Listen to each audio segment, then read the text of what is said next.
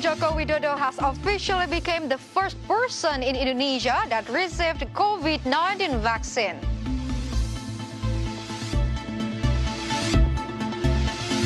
Government supports merger plan between Indosat and Hutchison 3 Indonesia.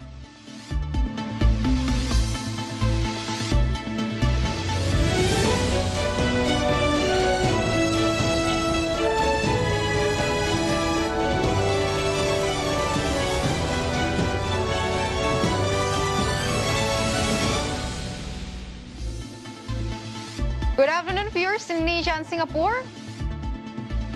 Firstly, I would love to greet you with the good afternoon, viewers in Indonesia and Singapore, because Market Headlines is ready to provide you a number of informations from business, economic, and capital market sectors. With me, Claranta Wijaya, and this is Market Headlines.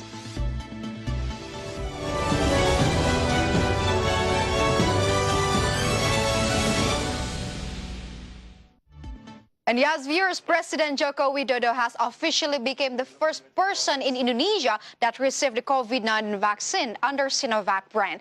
And after the president, a number of head of institutions and community representatives were also injected by the Sinovac vaccine.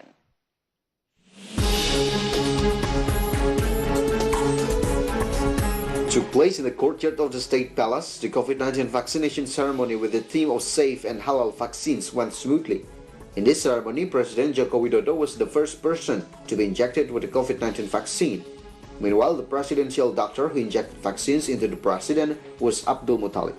Not only President Joko Widodo, government officials and a number of agency heads also participated in this first phase of the COVID-19 vaccination, including Minister of Health Budi Gunadi Sadikin, Chairman of the Indonesian Doctors Association Daeng M. Fakih, Commander of the Indonesian National Army Marsikal Hadi Cahyanto, Chief of Police of the Republic of Indonesia General Idham Aziz. In addition, Indonesian celebrity Raffi Ahmad is also a recipient of the COVID-19 vaccine in this first stage. Meanwhile, after the ceremonial injection of vaccines at the State Palace, the government ensured that vaccination will also be carried out in all provinces, which will be preceded by the respective regional heads. From Jakarta, Ricky Iskandar, Radit Aditya, IDX Channel.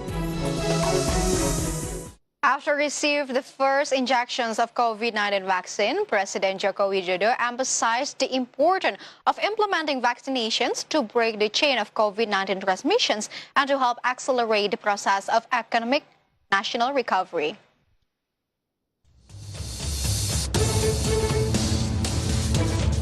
In a press conference that was held after the first stage of the vaccination process, President Joko Widodo stated that vaccination was carried out after obtaining an emergency use authorization from the Food and Drug Supervisory Agency and obtained halal certification by the Indonesian Ulama Council. In addition, he stated that the vaccination program will be continued in all provinces in Indonesia. Setelah kita melakukan vaksinasi perdana ini, nanti akan terus dilanjutkan vaksinasi di seluruh provinsi, kabupaten, dan kota di seluruh tanah air. Vaksinasi COVID-19 ini penting kita lakukan untuk memutus rantai penularan virus corona ini dan memberikan perlindungan kesehatan kepada kita dan keselamatan, keamanan bagi kita semuanya, masyarakat Indonesia, dan membantu percepatan proses pemulihan ekonomi. Meantime, even though the COVID-19 vaccination has begun to be implemented, the President asked the public to continue to comply with health protocols. From all sources, for IDX Channel. Yes, viewers, with the President Joko Widodo receiving the jab, the vaccinations program in Indonesia has officially kicked off. If this goes according to government's plan, then Indonesia is projected to hit economic growth of up to 2.95%.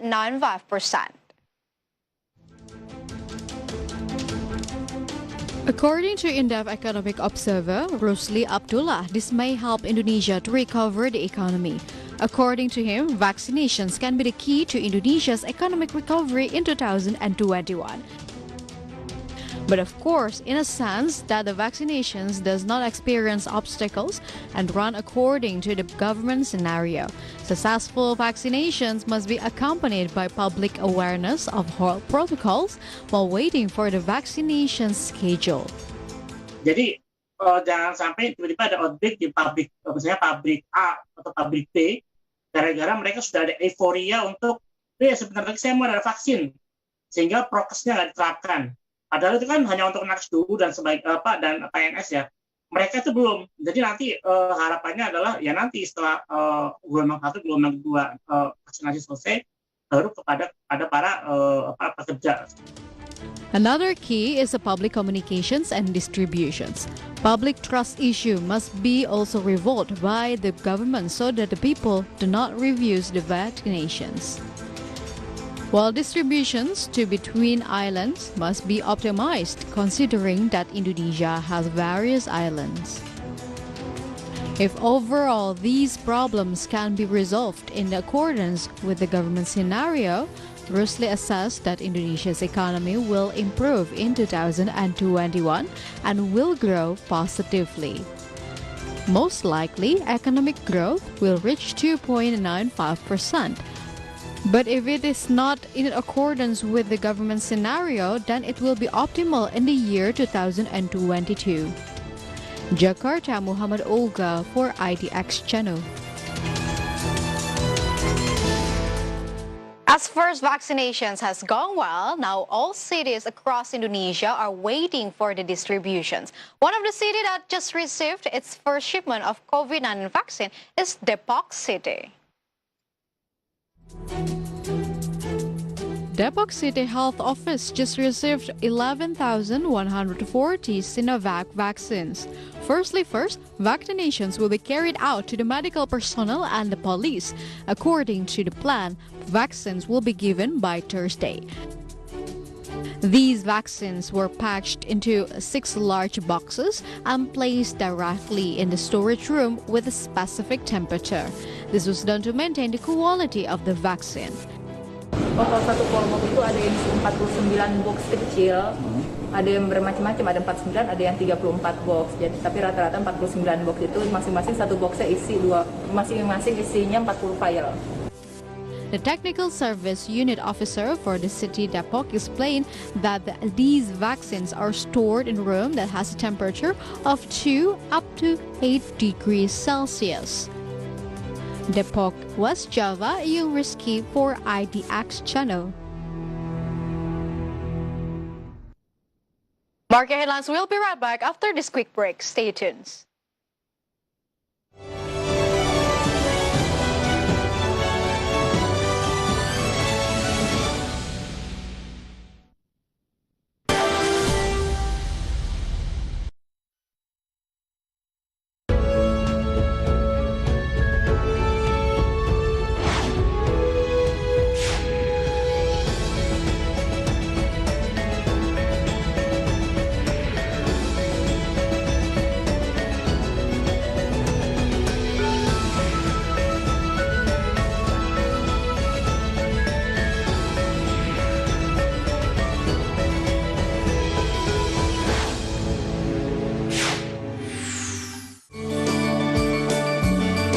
Saya kedatangan tamu nih, kasih ide dari pesantren. Bilang kenapa sih kita nggak buat suatu kosmetik yang islami, bagus, harganya bersaing.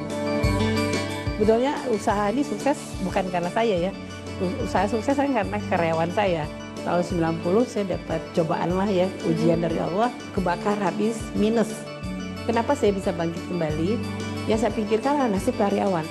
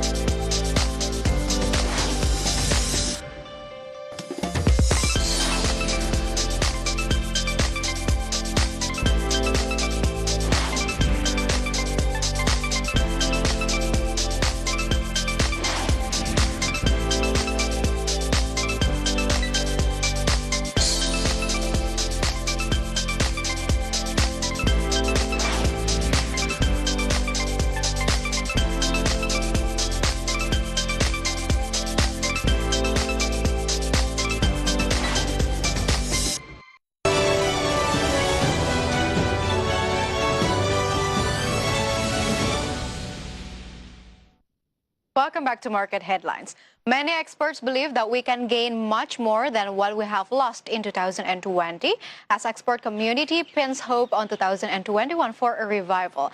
And the improvement in global demand as well as several incentive policies are believed to boost the export activities and hopefully will lead into 2021 trade surplus.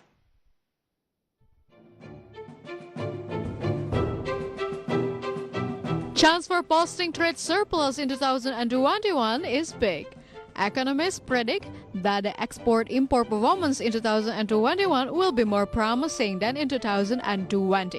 Economist at the University of Indonesia, Fitra Faisal, stated that there is improvement in global demand, as well as several incentive policies that are believed to be able to encourage industry strengthening in export-import activities. In 2020, the increase in the rate of export and import has begun to show an increase. Plus point, Ministry of Trade has applied relaxations of imported raw materials. Saya bisa melihat bahwa di tahun 2021 ini kita akan jauh lebih menjanjikan, ya, karena dua hal. Yang pertama karena memang perbaikan dari sisi kebijakan domestik dalam negeri, bagaimana kemudian insentif fiskal dan non fiskal mulai kemudian mencapai peranan yang lebih baik. Yang kedua adalah ya perbaikan dari sisi global demand. Nah, global demand ini juga terus kemudian mengerek terutama harga komoditas. Nah, harga komoditas ini merupakan low hanging fruits yang kemudian berhasil menggenjot kinerja ekspor kita. Fitra Faisal further stated that the sectors that will continue to experience an increase and spur export and import in 2021 are agriculture, plantation services, up to iron and steel industry. Jakarta, Wicky Adrian for IDX Channel. Yes, we hope that in 2021 we can gain much more than we lost in 2020. In a country scale, 2021 pins hope to recover the economy. Such optimism even comes from the Minister of Trade, Muhammad Lutfi. He estimates that Indonesia's export and import performance in 2021 will experience improvement compared to the previous year. And in short, the trade balance is predicted to be positive. So let's take a look on how government set the optimism through Ministry of Trade strategic plan in the next graphic. And yes, through your screen, we can see the data from the Ministry of Trade strategic plan from 2020 to 2024. And here it is.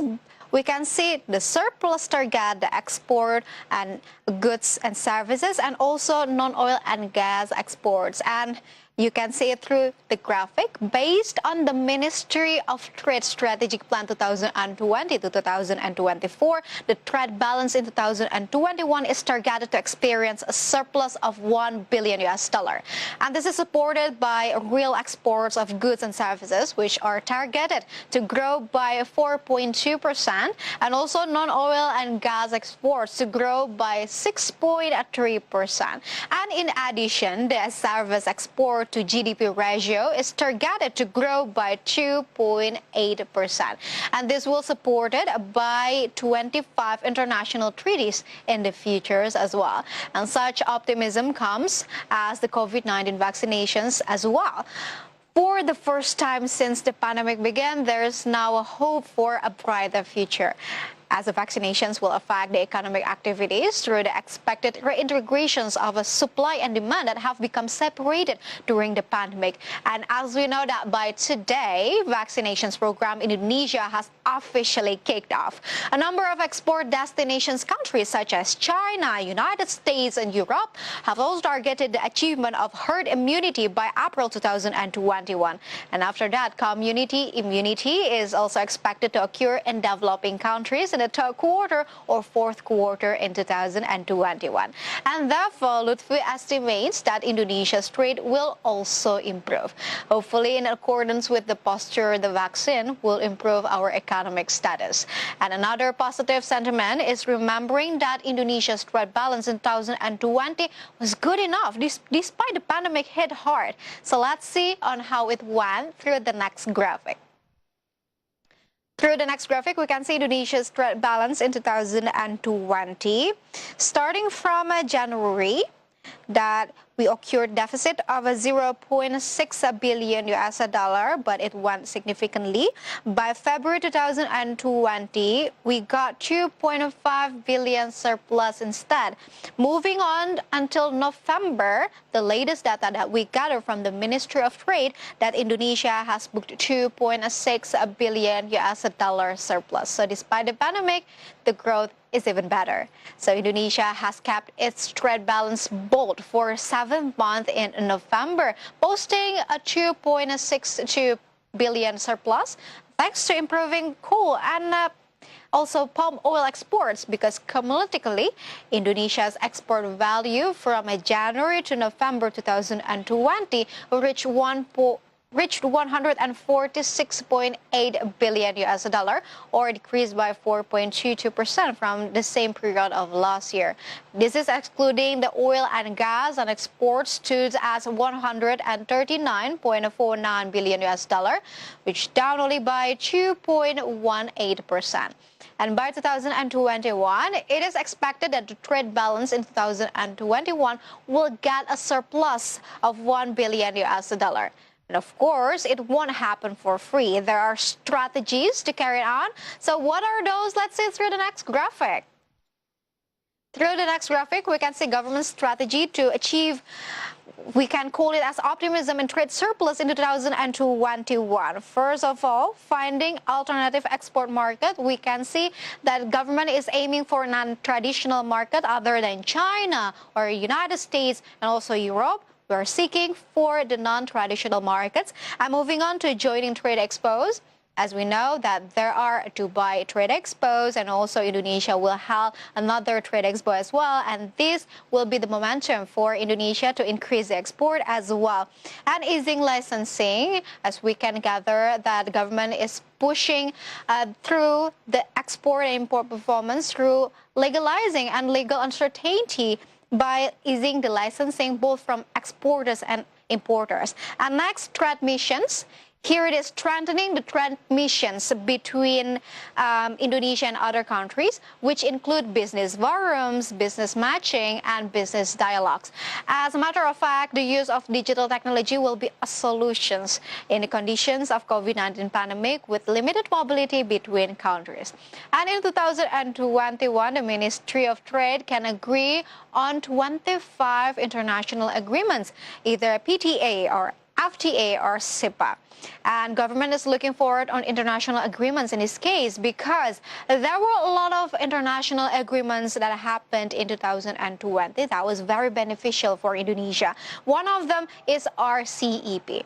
So what is that? The objective of RCEP agreement is to establish a comprehensive, high-quality, and mutually beneficial economic partnership that will facilitate the expansions of regional trade and investment, including the Indonesia itself. And therefore, it can contribute to global economic growth and the development of Indonesia as well. So let's see who are the members in the next graphic. Through your screen, we can see the members between the RCEP. There's our country, Indonesia, Malaysia, Singapore, Philippines, Thailand, and Vietnam, Myanmar, Laos, Cambodia, Brunei Darussalam, and there's also China, South Korea, Japan, and Australia, also New Zealand. These countries are the members of the RCEP, and we hope that this will be beneficial for Indonesia to have partnership with these countries. And accordingly, it will bring about market and employment opportunities to business and people in the region. And RCEP agreement will work alongside and support an open, inclusive, and rules-based multilateral trading system. Even the Director General of International Trade Negotiations at the Ministry of Trade, Iman Pambagio, said that he had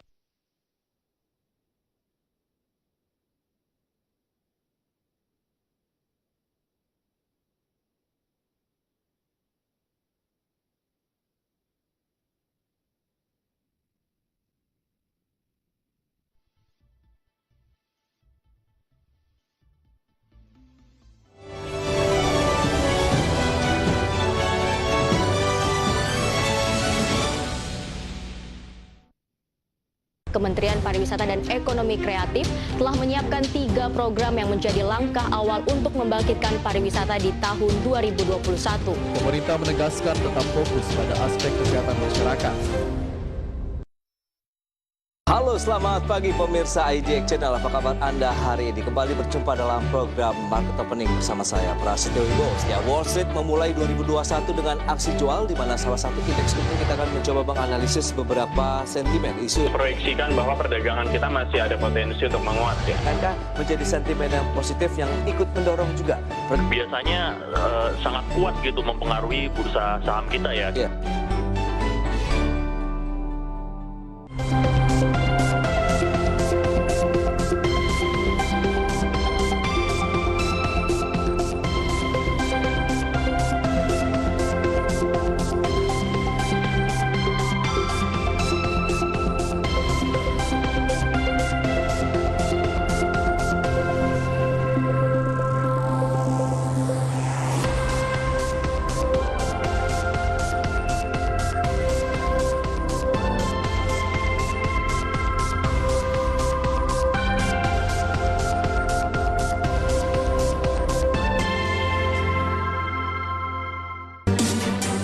Senang sekali saya David San Oval dan dapat hadir menemani Anda dalam program spesial dialog webinar on TV. Setiap minggunya kita akan membahas tema-tema yang sangat menarik. Apa kabar ibu-ibu sekalian? Alhamdulillah baik. Salah satu ambisi daripada Kementerian Koperasi dan UMKM bersama Smesco adalah koperasi keren, baru, digital gitu kan, yang kita bisa IT.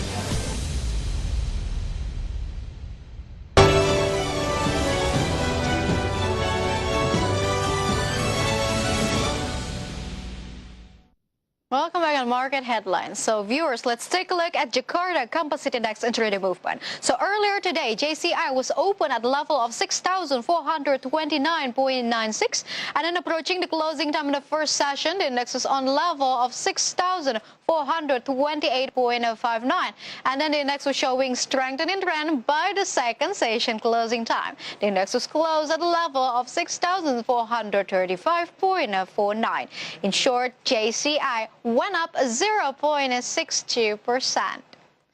And next, we are going to see the sectoral movement. Leading the dynamics of today's trading, we got mining as the leader of the strengthening trend that went up 4.23%.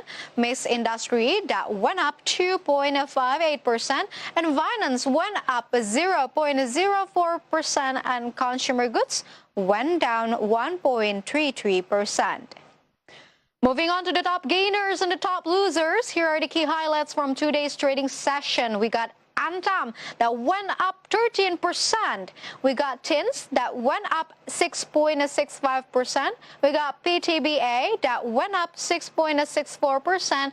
And BUMI that went up 33.77%. Remarkable. And meantime, for the top losers for today's trading sessions, we got KIEF that went down 6.81%. We got KLBF that went down 6.85%. We got IRA that went down 6.76%. And BEKS that went down 4.96%. Next, we are going to see the intraday movement of rupiah towards US dollar. So rupiah opened at the level of 14,109. Rupiah was also showing strengthening trends towards US dollar. I was closed at the level of 14,024. In summary, rupiah went up 1.91%. Telecommunications company Indosat warmly welcomes the government's support regarding its merger plan with Hutchison 3 Indonesia.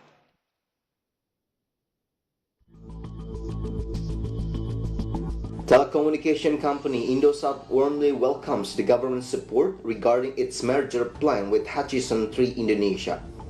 Indosat Operations Director Vikram Sinha stated that the government thinks the merger can make the telecommunications industry healthier as a whole. Meanwhile, the Chief Financial Officer of Indosat, Naif Asaf, added that the discussion regarding the merger is still going through a very early stage, so that apart from many discussions that must be completed, there is nothing that needs to be informed. He only said that the MOU with Three Indonesia was not binding, so that all possibilities could still happen in the future. Previously, the Minister of Communication and Information, Johnny Plate, said that he welcomed the news of the merger of the two telecommunications companies. He stated that the ministry welcomed the efforts to consolidate the telecommunications industry in Indonesia, with the hope that the telecommunication business would be more efficient and stronger. From all sources, for IDX Channel. To increase the liquidity of shares circulating in the market, Buyung Putra Sembada, or Hoki, announced its plan to conduct a stock split with a ratio of 1:4. To increase the liquidity of shares circulating in the market, Buyung Putra Sembada, or Hoki, announced its plan to conduct a stock split with a ratio of 1:4. For this reason, according to Hoki Director Budiman Susilo, the company will seek approval from shareholders at an extraordinary general meeting of shareholders on January 27, 2021 to smooth the plan. The company's management hopes that with stock split, more retail investors will be interested. Meantime, the number of Hoki shares owned by the public was 34.1%, while the rest belonged to the controlling shareholder, Buyung Investama Gemilang. For information, the corporate actions carried out by Hoki are a follow-up to similar actions carried out by MNC Studios International, or MSIN, and Elang Mahkota Teknologi, or MTEK. MTEK conducted a stock split with a ratio of 1:410, while MSIN conducted a stock split with a ratio of 1:4:2. From all sources, for IDX Channel. Step aside for market conditions as coronavirus pandemic takes a big role on current economic situations. Here it is an update data about coronavirus globally.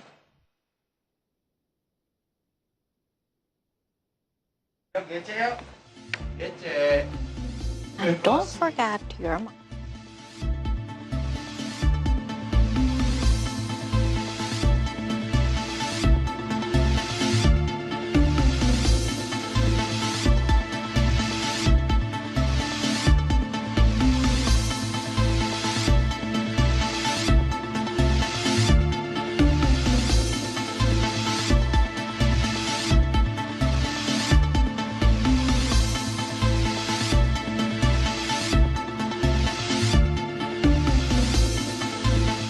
And the news close our market headlines today. Please enjoy our next program on IDX Channel, your trustworthy economic, business, and capital market channel.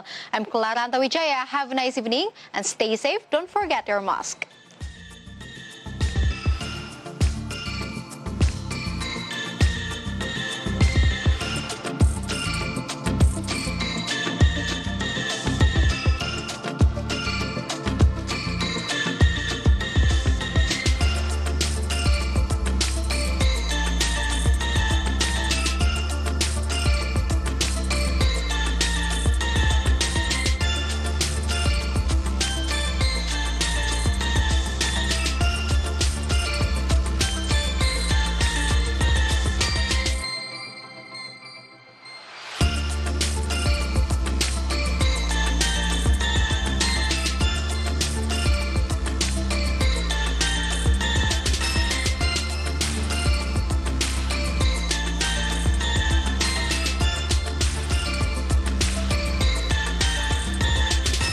Melalui Bursa Efek Indonesia adalah lompatan besar menuju transformasi pertumbuhan perusahaan. Bergabunglah dengan ratusan perusahaan yang telah berkembang pesat dengan Go Public. Go Public, lebih baik.